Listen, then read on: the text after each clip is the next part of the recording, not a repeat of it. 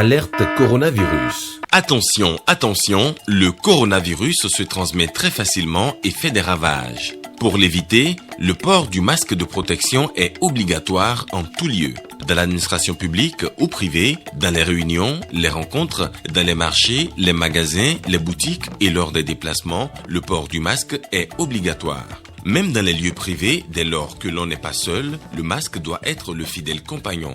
Mais attention, le port de masque de protection ne dispense nullement d'appliquer les autres mesures de prévention, notamment le lavage des mains à l'eau et au savon et l'observance de la distance de sécurité sanitaire d'au moins 1 mètre entre personnes. Enfin, s'abstenir de porter des gants en vue du lavage régulier des mains à l'eau et au savon ou de l'application de gel hydroalcoolique. Pour tout savoir sur l'épidémie du coronavirus au Bénin, rendez-vous sur le site web www.gouv.bj/coronavirus. Ceci est un message du gouvernement de la République du Bénin. Bienvenue au Journal des Régions. Bonsoir à tous. La conférence administrative départementale de l'Alibori, CAD en abrégé, a tenu ce mercredi sa deuxième session ordinaire de l'année. Les responsables des services déconcentrés de l'État ont échangé principalement autour des activités d'assistance conseil aux communes. La séance tenue à Kandia a été dirigée par le secrétaire général du département représentant le préfet. Le compte-rendu est signé Christian Ganjo et Olviga Messan. L'assistance conseil est l'une des missions de l'administration déconcentrée de l'État. Elle permet aux communes de bénéficier de l'appui technique de ces services déconcentrés. C'est l'un des sujets au menu de cette session de la CAD à Libori.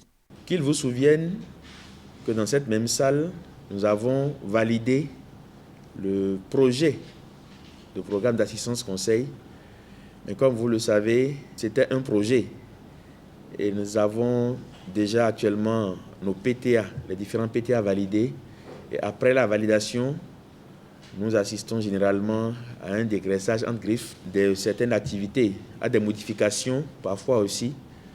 Donc il était nécessaire, sinon il est nécessaire de nous retrouver et que chaque direction revienne sur les différentes actions qui ont été définitivement retenues. L'exercice a été fait par chaque directeur et chef de service déconcentré de l'État. Au terme de la séance, on a une idée du visage du programme d'assistance conseil aux 6 communes de la Libori pour le compte de cette année. Dans l'ensemble, on retient qu'il y a des structures qui ont toujours maintenu les activités proposées. Cela suppose que le montant qu'ils attendaient, ils l'ont eu. Par contre, pour d'autres, ils ont dû revoir légèrement à la baisse le coût de certaines activités qui étaient proposées. Cela nous permet d'avoir une version validée du PAC que nous allons transmettre au ministère. L'autre question qui aura retenu l'attention des membres de la CAD, c'est la progression que connaît la pandémie du coronavirus depuis quelques jours au Bénin. Le secrétaire général du département a invité les uns et les autres à continuer la sensibilisation sur les gestes barrières et a surtout servi d'exemple dans leur application. Le Conseil national du patronat de la presse et de l'audiovisuel organise les 19 et 20 février prochains une table ronde. Objectif, faire l'état des lieux de la presse béninoise et penser la recherche du financement des entreprises de presse. Le président du CNPA a annoncé l'événement au cours d'un point de presse. Suivez Évariste Khodonou, il est au micro de William Tchoki et Jules Akweikou. Presse béninoise, état des lieux et perspectives. C'est une fois encore l'occasion de passer en revue les conclusions des 2 états généraux pour un nouveau départ. Car depuis quelques années, la presse en général et les entreprises de presse en particulier traversent une situation de profonde crise économique. C'est pourquoi le CNPA Bénin, l'organisation patronale des promoteurs et patrons de presse au Bénin, initie cette table ronde. Elle vise à promouvoir un environnement propice à la liberté d'expression, la liberté de presse et la sécurité des journalistes. Il s'agira, au cours de cette table ronde qui se tient les 19 et 20 février, de trouver les voies et les moyens de sortir les entreprises de presse de cette crise. Des questions relatives à la recherche de nouvelles sources de financement pour les entreprises de presse, la centrale d'achat, la régie publicitaire et bien d'autres seront abordés.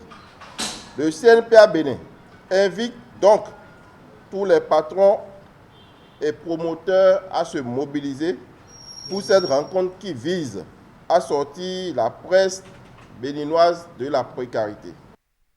Installation ce matin de la 3e mandature du conseil d'administration du Centre des œuvres universitaires et sociales de l'Université d'Abomey-Calavi. Les nouveaux conseillers installés ont pour mission de définir et d'orienter la politique de gestion de cette structure qui accompagne les étudiants dans leur séjour universitaire. Et le point de la cérémonie d'installation, c'est avec William Aguia et François Zinsou. Un nouveau conseil d'administration pour le Centre des œuvres universitaires et sociales de l'Université d'Abomey-Calavi. Une installation qui vient mettre un terme au service minimum observé dans sa gestion depuis l'expiration du mandat du précédent conseil. Un organe essentiel dans la gestion de cette structure universitaire qui accompagne les étudiants dans leur formation. Chers administrateurs, je voudrais vous souhaiter la chaleureuse bienvenue au COUSACI, dont la mission est d'assurer les prestations et les services propres à améliorer les conditions de vie des étudiants, notamment dans les domaines suivants: logement, transport, restauration, couverture sanitaire et action sociale, activités artistiques, culturelles et sportives. Je voudrais vous rassurer de mon entière disponibilité à mettre en œuvre vos conseils, avisés et recommandations afin de faire profiter le COUSACI de vos riches expériences. Je voudrais prendre ici l'engagement de travailler en harmonie avec le nouveau conseil d'administration pour ne pas décevoir vos légitimes attentes dans le contexte de réforme actuelle des œuvres universitaires. Le COUS UAC a l'ère des réformes pour mieux impacter sa cible. Cette 3e mandature de son conseil d'administration devra travailler en toute intelligence avec le gouvernement pour l'atteinte des objectifs. Nous sommes dans un contexte où ces centres sont confrontés à d'énormes difficultés liées à la quantité de ressources mises à leur disposition face à ce flux. Et c'est ce qui appelle donc un certain nombre de réformes orientées données par le gouvernement. Pour les COUS, c'est comment faire, mesdames et messieurs, pour mieux les accompagner.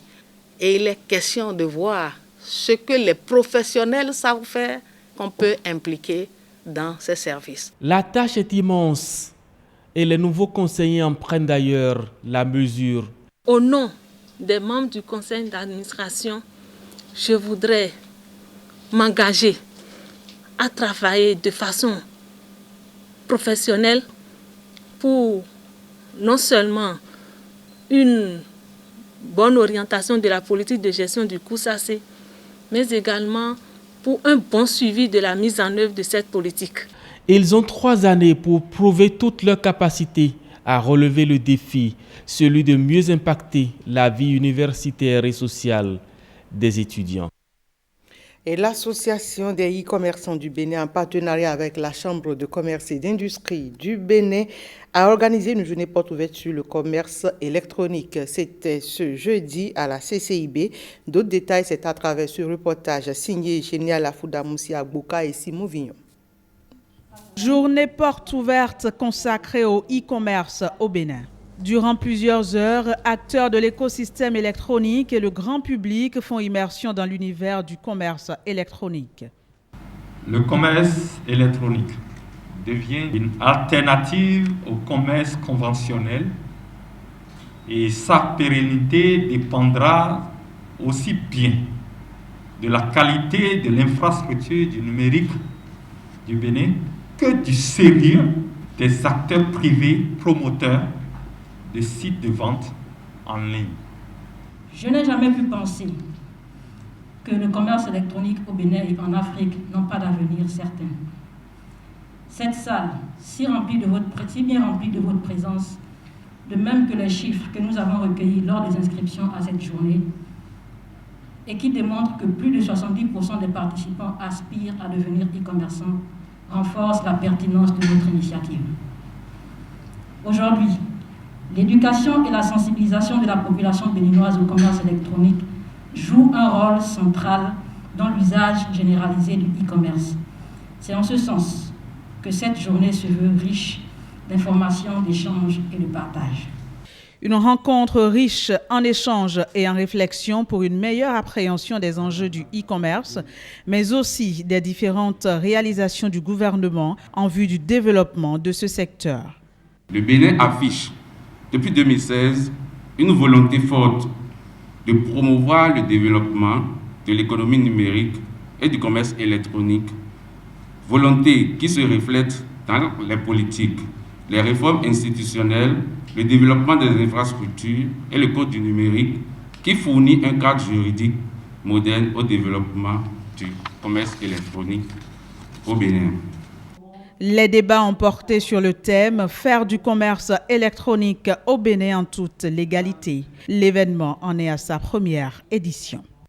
Et c'est tout pour ce 19h. Merci à chacun et à tous de l'avoir suivi.